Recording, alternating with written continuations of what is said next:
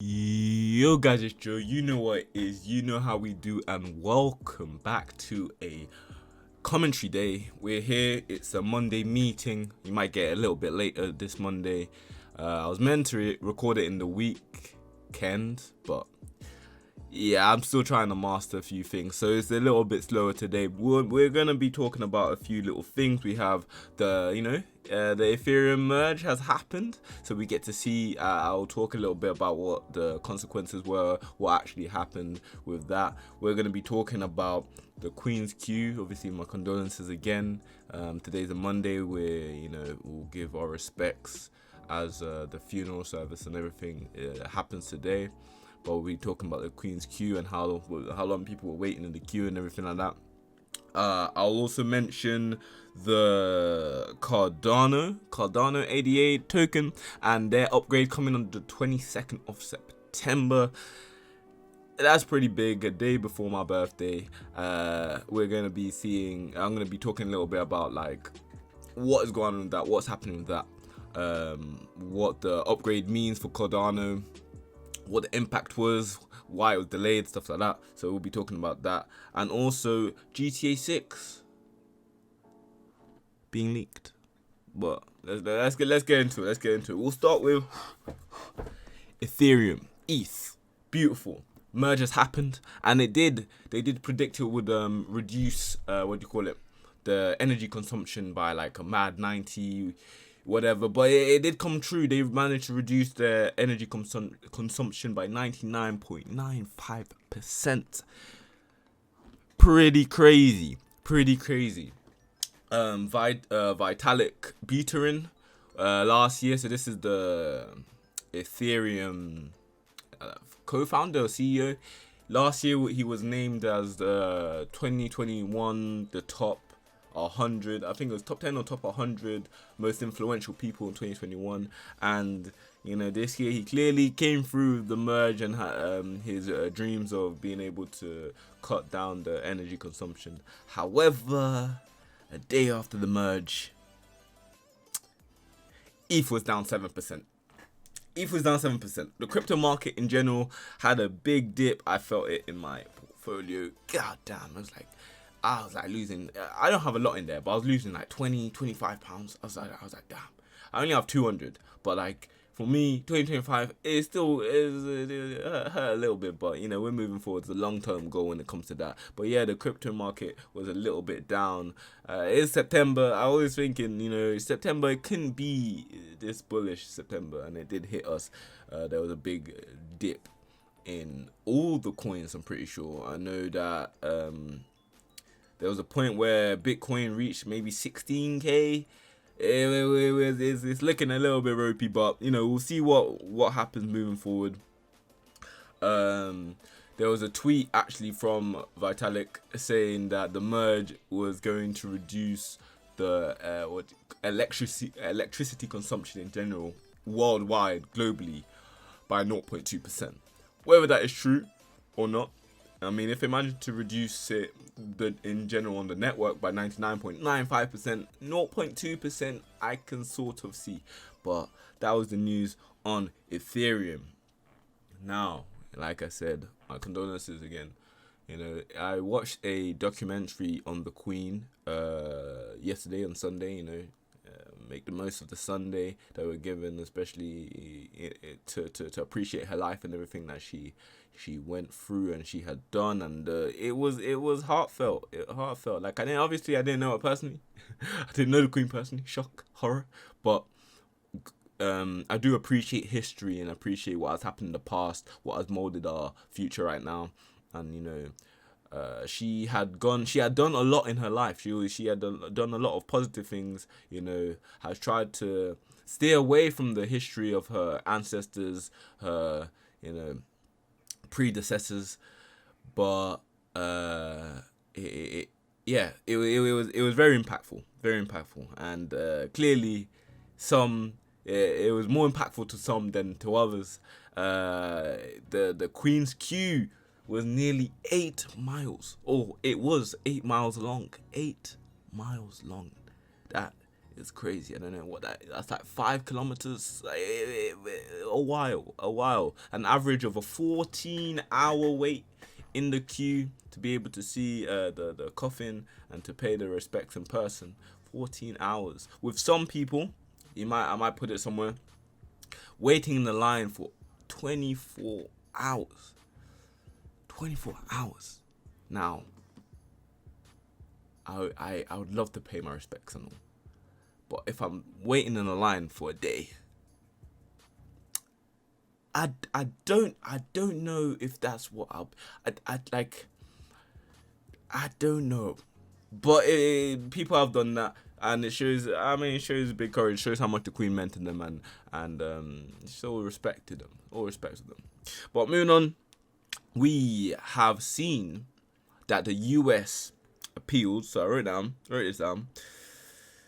The U.S. Appeals Court have upheld a decision against social media firms and platforms against banning people or barring people for banning people off of social media based on their viewpoints and views. And we can see that this is definitely after the Andrew Tate scandal, or the Andrew Tate affair that happened, where he was banned off of TikTok, Facebook, Twitter, banned off of all the social medias due to his controversial viewpoints, particularly on women.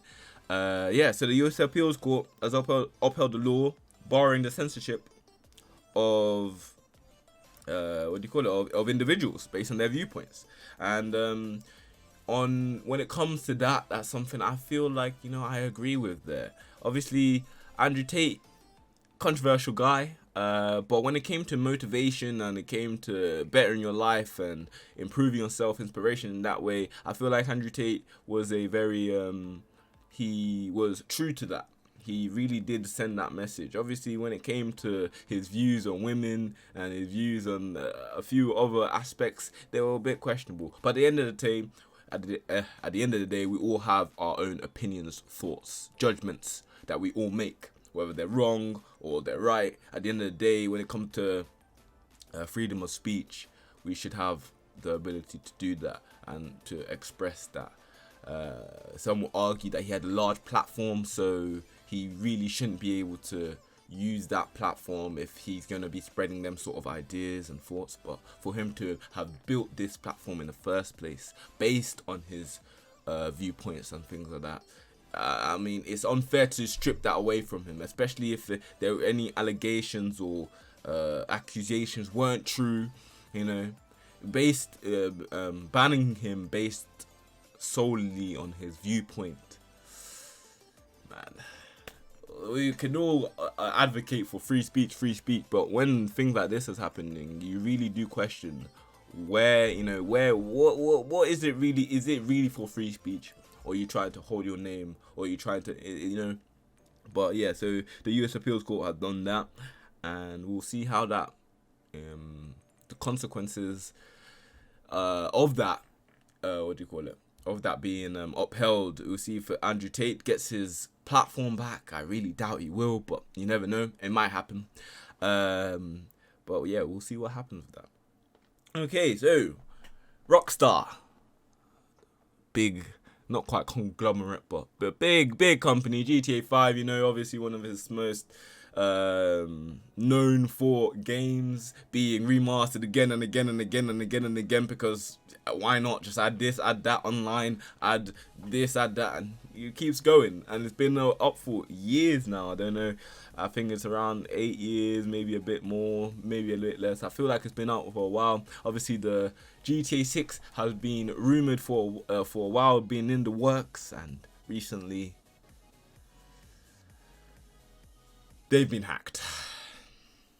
Tweets showing some gameplay has been shown. I didn't get to see it, unfortunately, but a few of my friends, they got to see it. They put it in the chat, and I was looking at it, I was like, rah, this is crazy. But yeah, the hacker who did hack into the game file managed to get a substantial amount of the script, meaning, if they were to release it, it would most likely get hacked straight away. But we got news that they're still continuing, as I don't know where it will be, but news that they're still continuing. They're sorry that they had that the gameplay was shown in this way, but it's still carrying on and it's still scheduled as usual. So that's always the good news to hear, because I'm not, I used to be into GTA quite a bit, but I slowly died off of it. If GTA 6 does come out, I'll most likely be playing it, giving it a go again. I think it's based in London, based in the UK, which is crazy. It'll be nice to see,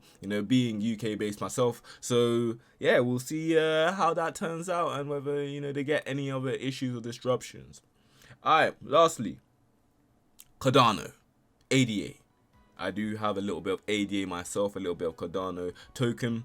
We have on the 22nd of September, as I said in the beginning, we have a upgrade coming for the token for Cardano in general, and this is seen by many of the as one of the most significant Cardano upgrades to date, and it's going to be a big test for Cardano as a company.